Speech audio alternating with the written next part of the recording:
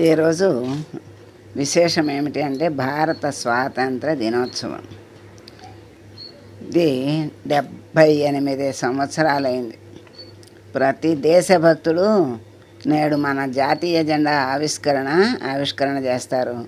మరి ఈరోజు అంటే ఆగస్టు 15 రోజు జెండా ఎగరవేయటానికి, మరి జనవరి 26 రోజున జెండా రిపబ్లిక్ డే అని జెండా ఎగరేస్తారు కదా, ఆ ఆవిష్కరణకి తేడా ఉంది. ఆ తేడా ఏంటో ఇప్పుడు తెలుసుకుందాం. స్వేచ్ఛావాయువులు పీలుస్తూ భారతదేశం స్వాతంత్రం పొందింది కనుక ప్రతి ఏటా ఈ తేదీన స్వేచ్ఛావాయువుల్ని పీలుస్తూ భారతదేశం స్వాతంత్రాన్ని పొందింది.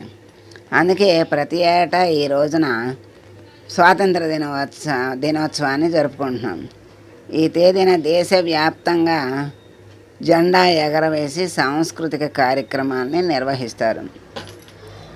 అలాగే 1950 జనవరి 26న దేశంలో రాజ్యాంగం అమల్లోకి వచ్చింది.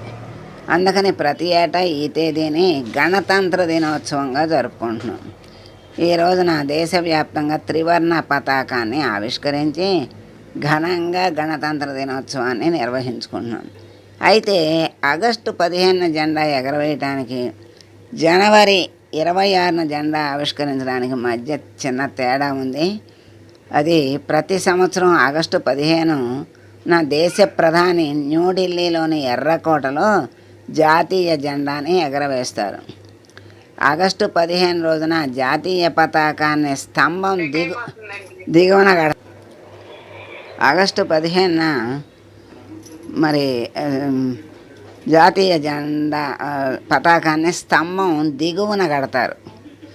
బ్రిటిష్ పాలన నుంచి భారతదేశం స్వాతంత్రాన్ని పొందిందని సూచించటానికి త్రివర్ణ పతాకాన్ని పైకి లాగుతారు, అంటే కింద నుంచి పైకి లాగుతారు.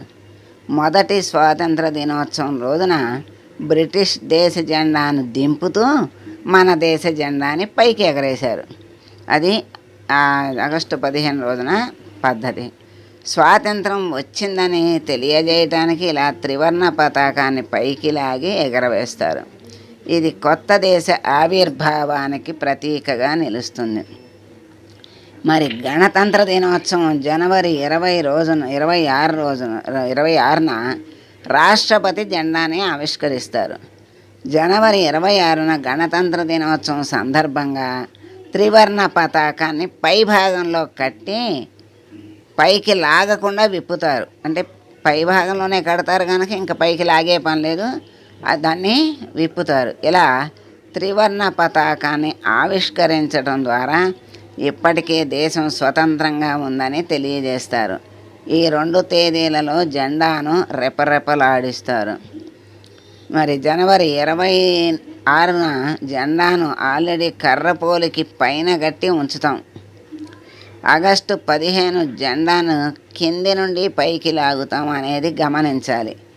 దేశ పౌరుల ప్రతినిధి భారత పార్లమెంటుకు ప్రజలచే నేరుగా ఎన్నికైన దేశ ప్రధాని స్వాతంత్ర దినోత్సవం రోజున జెండా ఎగరవేయటానికి, గణతంత్ర దినోత్సవం రోజున రాష్ట్రపతి జెండాను ఆవిష్కరించడానికి ఒక కారణం ఉంది. స్వాతంత్రం వచ్చిన సమయం నాటికి భారత రాజ్యాంగం అమల్లోకి రాలేదు. అప్పటికి రాజ్యాంగాధిపతి అయిన రాష్ట్రపతి పదవి చేపట్ల.